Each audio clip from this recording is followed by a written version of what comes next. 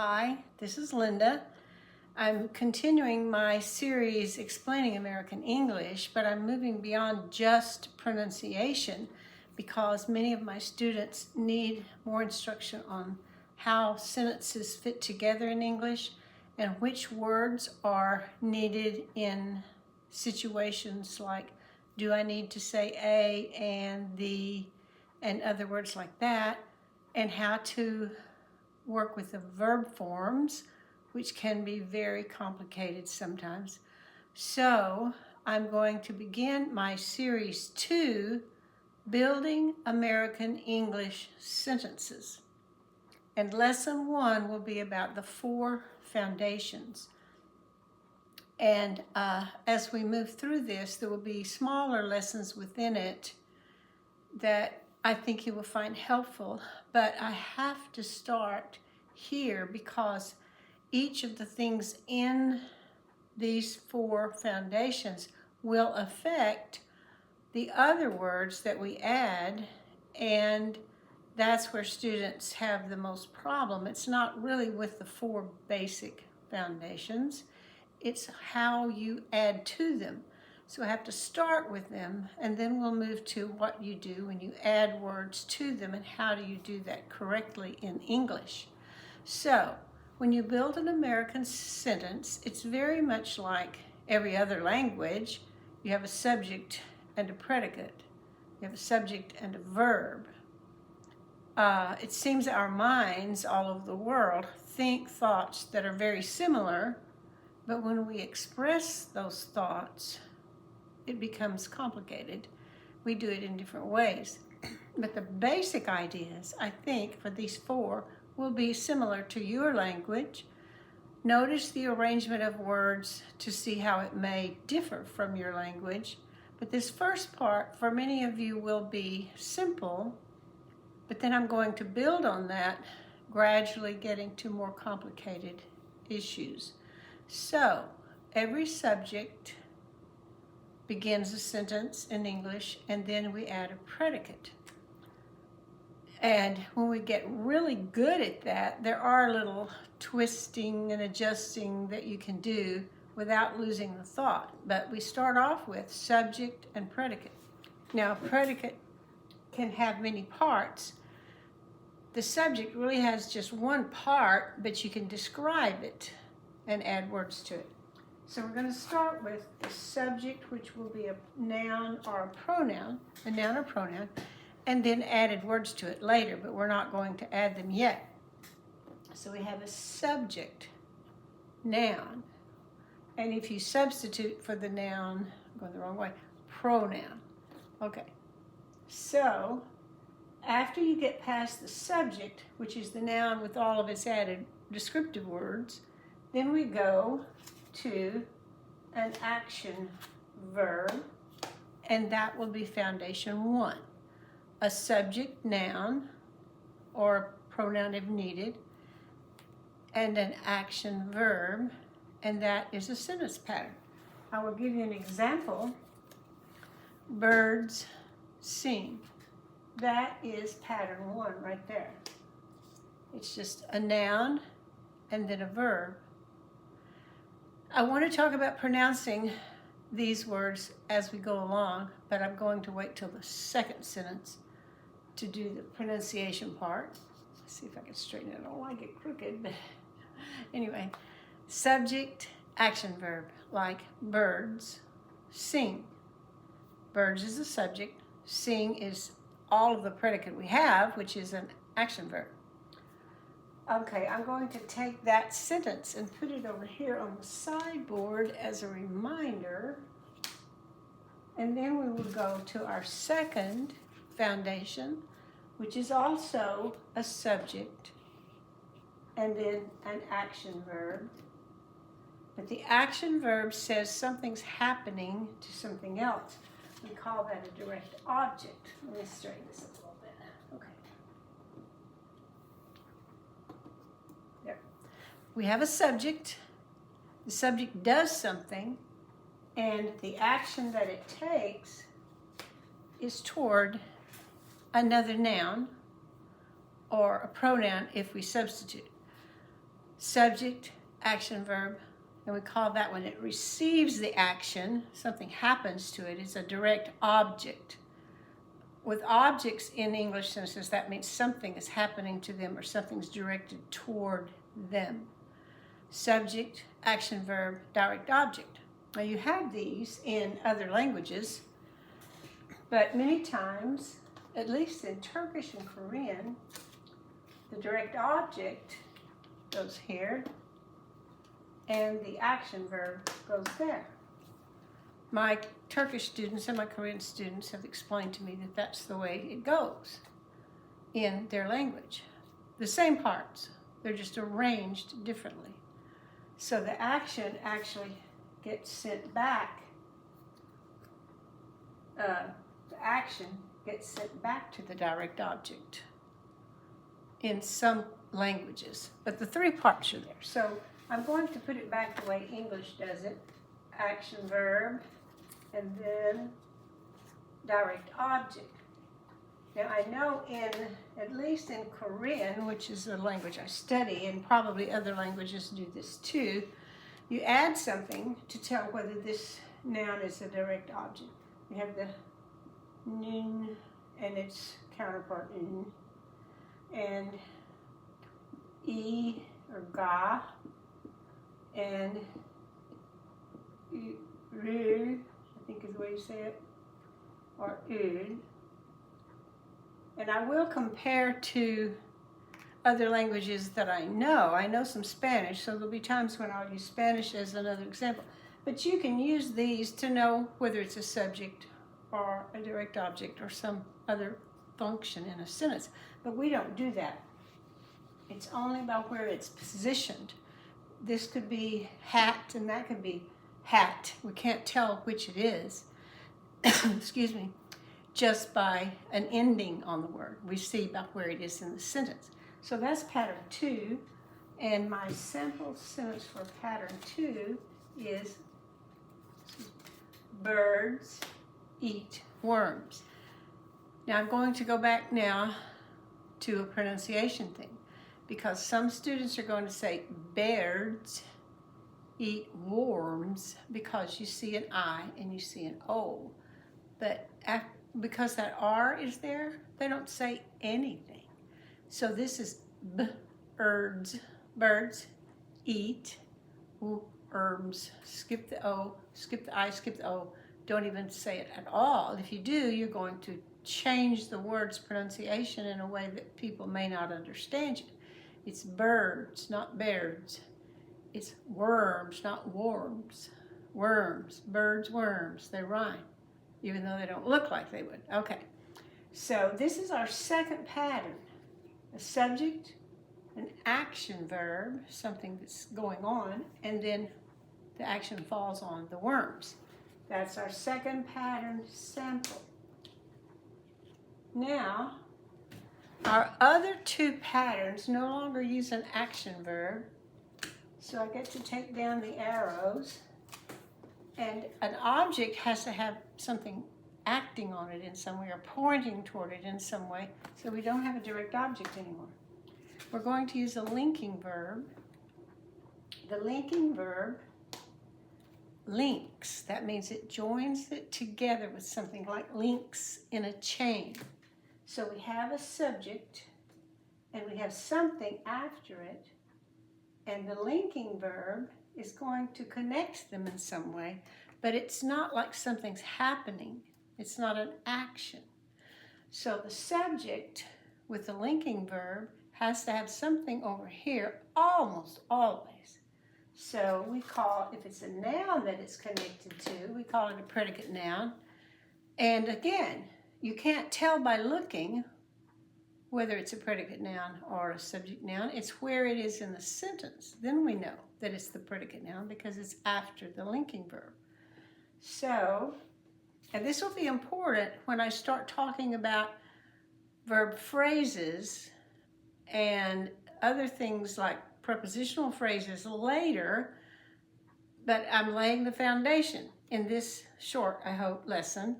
This is the foundation for the sentences that get more complicated when we start adding other words or making the linking verb into a verb phrase, it starts getting complicated. So you need to know these terms, the subject and the predicate noun. Can you have a sentence that's just a subject and a linking verb? Very seldom, almost never. 3 examples I can think of would be when the philosopher said, I think, therefore I am. The I am could be a sentence there, I am, meaning I exist. There is a reference in scriptures for faiths, Christian and Jewish, and I think Muslim also use a reference for this. When Moses asked God, what is your name? He said, my name is I am, which means existence, forever, both directions, forward, backward, existence. And also when in the scripture, when Jesus was questioned, he said, before the foundations of the world, I am, not I was, but I am, meaning all that time. So I am could be a sentence that way when you just mean I exist. However, that's not the normal way we use it. We use it with a predicate noun or a predicate adjective, which is the other one of the two. I can put them both up here together because they both come after, a linking verb. I love magnets, but sometimes they go crazy. Okay. So, again, you may have a way of indicating which is a subject and which is not for a noun, but we don't. It's position. Now, pronouns, when we start talking about pronouns, this is going to be extremely important, and you need to know about it. So, again, it's a foundation for later study. Now, in some languages, it will again be in this order: subject, predicate noun, linking verb. But it does the same thing. It's just in a different place. Subject, predicate noun, predicate adjective. The predicate adjective describes the subject. So our 2 sentences, one for the predicate noun, let me put it back in the right order again. I say right order in English. For other languages, it was already the right order, but in English, it's subject, linking verb, predicate noun, as in parrots are, there's that word again, birds. Make sure you say birds. Okay. I'm going to move that over here and give you the next one, which is the linking verb joining a subject and a predicate adjective. An adjective describes nouns, and usually they're right next to it. But this is on the other end of the sentence. It still describes it. Parrots are pretty. Pretty describes parrots, and are links them together. If I said pretty parrots, it means the same thing, but it's not a sentence. A sentence has to have a verb. So we have parrots are pretty. Now let me talk about the pronunciation of pretty. There are some who would say purdy. You will hear that in a few parts of the United States, but it's really not correct English. It's pretty. However, you will find this for many words. When we have a T between 2 vibrating sounds, we change it to a D so we can keep vibrating all the way through. So most of the time we're going to say pretty instead of pretty because vibration. The T in the middle doesn't vibrate, but we'll just go straight through because you'll know what I'm saying. So we'll say pretty. It's pretty. However, also in the southern part of the United States, we have a tendency to change that eh to a short I sound, which would be pre. So around here, in this part of the country, the word is pretty. Pre instead of pre, and D instead of T. You will see this many times. We'll change the short E to a short I because we don't have to do as much work with our mouths for an E as we do for an E, just a little bit of difference. And it's easier to say a D than a T when it's surrounded by vibrating vowels. Parrots are pretty instead of parrots are pretty, which is legally it should be pretty, but we say pretty. When we use the word little, we say little. There are so many times when that T becomes a D, so we'll listen for it, and that's the way we say it. If we say pretty, we're being a little bit, it's overdone because we're forcing that T sound in it. Pretty is what we say. Okay, parrots are pretty. Those are the four forms of a sentence. I'm calling them four foundations because foundation, now we build on it. Now, my next lesson will be about just nouns, but you have to know some special things about nouns in order to add words to them correctly. And the adding words to them correctly is where the more intense language training comes in. And then I'm going to talk about the pronouns especially. They get complicated depending on where they are in the sentence. And then I'm going to talk about verbs, action and linking verbs, and verb phrases, and whether it's past, present, or future in another video after that. So this is all I'm going to have right now. I will tell you that sometimes if a video is short enough, I will also add a culture tip and an idiom. So I'm going to do that very quickly on this one. And if you've been in my private videos, you've heard this before. But for public videos, this is the first time. Culture tip. Please don't call me an old woman. And if you see an old man, don't call him an old man, where he can hear you for sure. Because if you consider someone as an old woman in the United States, it should be an honor, but it's not. It's almost saying you're past and we don't need you anymore. So you're feeble. You may need to walk with a cane. We don't want to be called an old woman. What we want to be called is an older woman, which means older than average. An older man means older than average. That's okay. That's not insulting, and we don't take it that way. But to call me an old woman or call a gentleman an old man in America, because we're so focused on youth, it comes across almost as insulting or degrading. We don't like it. I don't want to be called an old woman, but I'm perfectly fine with being called an older woman. Elderly woman, elderly man is okay. Elderly means you're much more up toward the high end of old, but it's okay. It's not rude. But just old woman and old man, no. Sometimes you will hear someone say, that's my old man, but it's said in a joking way. It's meant as a teasing insult. Or an old lady, that's my old lady. It's a teasing way to gently insult as a joke. But ordinarily, we don't say old for anyone who is a person. And an idiom is when a word has a special meaning in a phrase. So get on board means join us. Work with us to get to the same goal. It comes from the idea of getting on a ship or on a wagon at one time, or you could do the same with an airplane or a train. You get on it and then you go the same direction the train is going to get to a certain place. So if I want to know if you're on board, I want to know if you're joining me and going with me to accomplish something. Get on board, or someone may ask you, are you on board with us? So it has that meaning of join us and let's get this done together, on board. Okay, so that's all for today, and we didn't quite go 20 minutes, so that's not too bad. I hope this is helpful, and remember, we will add more to it later. Remember our sentences? Birds sing.